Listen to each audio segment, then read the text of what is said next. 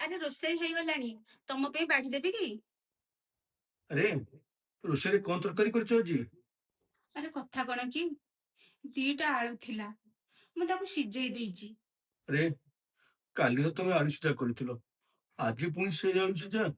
ମାନେ ହଉ, ଠିକ ଅଛି, ଆଡଜଷ୍ଟମେଣ୍ଟ କରିନବା ଆଉ କଣ ଅଛି। ହଉ, ଠିକ ଅଛି, ତମେ ବାଢ, ଖାଇବା। ଆରେ କ୍ଷୀର ବାଲା ବୋଧେ କଲିଂ ବେଲ ବଜଉଛି। ତାର ଆଜି ହିସାବ କରିବାକୁ ପଡିବ।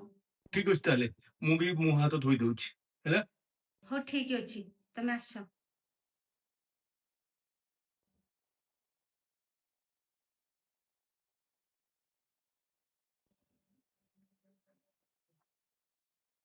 ଏ 1000 ଟଙ୍କା,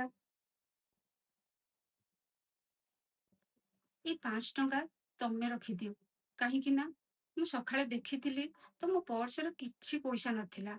ଆଉ ଆଉ 5 ଟଙ୍କା ମୁଁ ରଖିଦଉଛି। ଆରେ ଏ ପଇସା, ଆରେ କ୍ଷୀର ବାଲି ତମକୁ ସବୁ ପଇସା ଦେଇଥିଲି, ପୁଣି ଏ ପଇସା କୋଉଠୁ ଆସିଲା? ଆରେ ଏଇ ମାସରେ ନା ମୁଁ କ୍ଷୀର କମେଇ ଦେଇଥିଲି।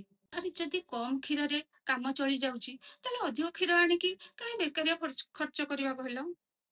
କେଜାଣି କୋଉ ଦିନ ମୋ ଜବ ଲାଗିବ।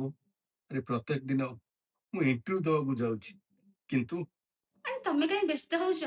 ତମକୁ ନିଶ୍ଚୟ ଚାକିରି ମିଳିଯିବ। ତମେ ଯୋଉ ଚାକିରି ପାଇଁ ଇଣ୍ଟରଭ୍ୟୁ ଦଉଛ ନା, ସେଇଟା ତମ ଲାଇଫର ନୁହଁ। ସେଇଥିପାଇଁ ତମକୁ ଚାକିରି ମିଳୁନି। ତମକୁ ନିଶ୍ଚୟ ଚାକିରି ମିଳିବ, ତମେ ବ୍ୟସ୍ତ ହୁଅନି। ଓ ହଉ, ମୁଁ ତମ ପାଇଁ ଖାଇବା ବାଢୁଛି, ତମେ ଆସ। ହେଠି ତମେ ଏଇ ଟଙ୍କାଟା ରଖ।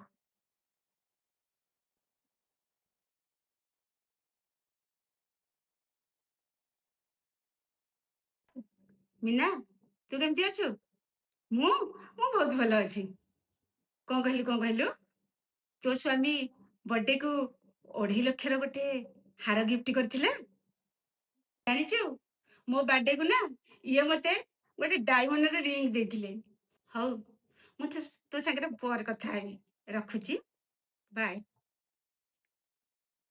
ସେ ଗୀତା, ତମେ ତମ ସାଙ୍ଗକୁ କଣ ପାଇଁ ମିଛ କହିଲ ଯେ ମୁଁ ତମ ବାର୍ଥଡେ କୁ ଡାଇମଣ୍ଡ ରିଙ୍ଗ ଦେଇଥିଲି ବୋଲି?